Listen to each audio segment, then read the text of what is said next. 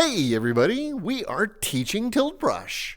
And this particular teaching Tilt Brush is all about the frequently asked questions that we get here at Shameless Mayhem about Tilt Brush and about teaching Tilt Brush.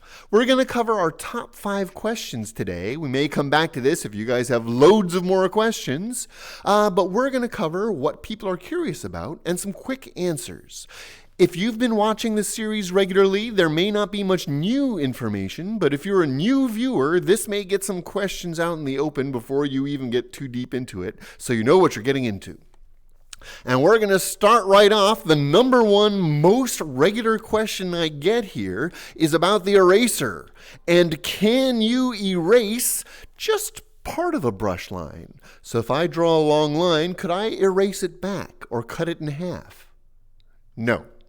You cannot. I'm sorry to say this is not something that's capable of in the current Tilt Brush, mostly because of the way it works. It's storing all of your art brushstroke by brushstroke. So this library, each book is made up of multiple strokes. Each one is recorded. It can't really break up those recordings. So I could remove one entirely. So if I don't want that whole red line, I could remove the whole thing and then redraw it in the segments I want, but there's no way to break up an existing brush stroke. Sorry guys, that's a no-go right from the scratch. It's the entire brush stroke or not.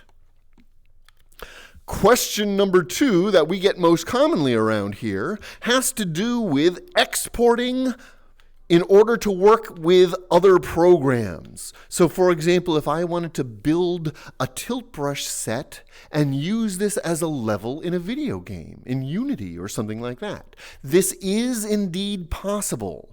There are going to be some slight variations depending on the program you use and how much of the Tilt Brush you want to bring in. It does export as a standard OBJ file, but that's mostly just the mesh. So make sure if you want textures, colors, animations, and shaders, those are also exported, but you may need to jump through more hoops to get them imported into your program. There are a bunch of help files. There is the Google release notes, that type of thing. We're going to link in down below. We also hope to do some more tutorials later on about actual pipelines from Tilt Brush into Blender and things like that.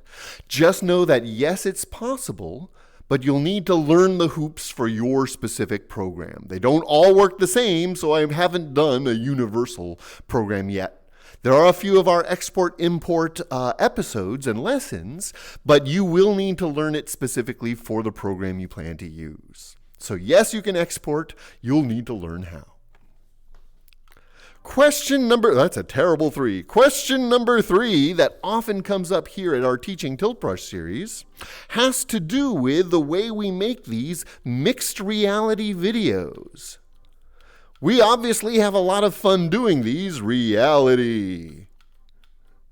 We obviously have a lot of fun doing these, and it's obviously possible. We use a program called Live, L-I-V, or live, depending on how your accent, to do this. However, bear in mind at this point in the game, falling off the end there. At this point in the game, neither Live nor Tilt Brush fully supports the interaction, which means it won't always work the first time when you try to get it going, and neither company is going to help you very much. There are other programs that do this. This is just the setup that I'm using. Obviously, because I'm still doing it, you can get it to work, but for example, I'm using the previous build of Live to work with the current build of Tilt Brush, and there are a few hoops I have to jump through to get it working. So it is possible, but it's not always going to be a smooth, steady process as we want it to be. We're pushing Google, and feel free to push Google too by talking in their forums and asking questions as far as getting Tilt Brush updated and compatible with more of these types of things. Yes, it's possible, just like the export, but also like the export, you may have to jump through some hoops to get it working with your system. For both of these things, Quest is possible, but it works better if you can link to a PC. That way you're using the standard file structure and things like that. But for a standalone Quest and Quest 2, especially if you have an SD card plugged in, there is an internal storage folder where this type of thing can be done.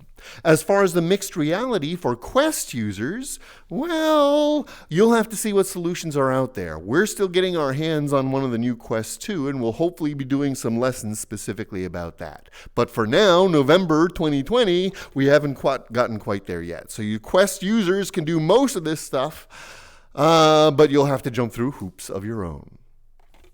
Which brings us to part 4. Quest, PSVR, PC through Steam, there's a bunch of different versions. But one of the things that all of them have are some lovely Easter eggs. And what I mean by Easter eggs is features and details that are not listed in any documentation. But wait, you say, there really isn't much documentation other than the release notes.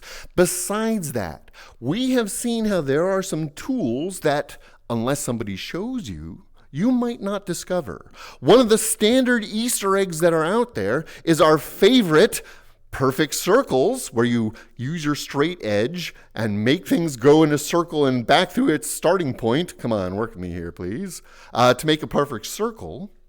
But we also have on everybody, but not Quest, everybody else can do it again and try to get, let's see if I can get it, there we go, the sphere tool. This is one of the Easter eggs that we've seen. Even the PlayStation 4 version can do this. The PS4 version, it's a much looser spiral. Unfortunately, as of November 2020, Quest and Quest 2 still do not have the sphere tool. Sorry guys, no sphere for you. Again, pester Google. Let them know it's something you want. Now, even more interesting here, there is another Easter egg out there. And this is the infamous disco mode. I'm not going to try to dance for you. But disco mode is an Easter egg in a tilt brush that's available in all versions. They say it's still part of the branch. And what disco mode does is when activated, your light source starts moving around. If you have music going, that square on the floor becomes a dance floor, that type of thing. Disco mode is a hidden Easter egg, and your only hint you're going to get is it's activated when you start messing with things like your background lights, with custom colors, or your background customization. If you play around with these guys, then there's a good chance you may accidentally activate disco mode. So that is an Easter egg for you to look for. I have managed to activate it several times, none of which was when a camera was rolling. So I'm still trying to get this going reliably so I can do an episode about it. But there are Easter eggs in Tilt Brush that nobody told you about. So look for some of these things as you're having fun and experimenting. If you do get disco mode working, try to remember the stuff you were doing when it happened, and we can try to do an episode about disco mode itself. But yes, Easter eggs still do exist. The final fact thing we're going to talk about today is kind of silly, but it's actually one of my favorites. Reading through the comments and things, one of the most common comments I get compares me to one of the most famous art instructors in the world, ever.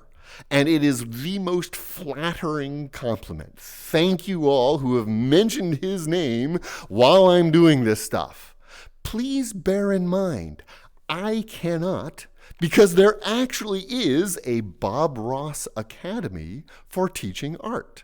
And since I have not gotten any certification from them, I cannot claim any affiliation or anything like that with this most wonderful art teacher ever. So thank you all for the comparison. Thank you all for the encouragement. It is the most wonderful compliment. And I'm actually looking into what is it going to take so that I can be certified as well and present to you. Rather than with a big afro, we're going to use the googly eyes and salt and pepper beard as our inspirational symbol.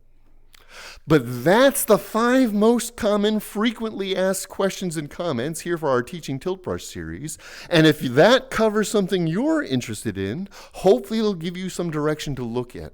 Look at the rest of our series where we cover some of these things specifically, but also poke around out there both on resources like YouTube and the internet, and just practice, play with it, have fun, see what other Easter eggs may be lurking within Tilt Brush. I hope this was fun. I hope this was helpful. Now that I've got this, I'm going to move that up out of the way so I can do our usual, let's get that out of the way too, our usual message here across the bottom. Thanks for joining us. Definitely let us know in the comments if you have other questions you want us to cover. Let's see if I can get it with the E in line here. Okay, close enough. Thanks for joining us. Let us know of your questions. We look forward to seeing you next time. Have fun, everybody.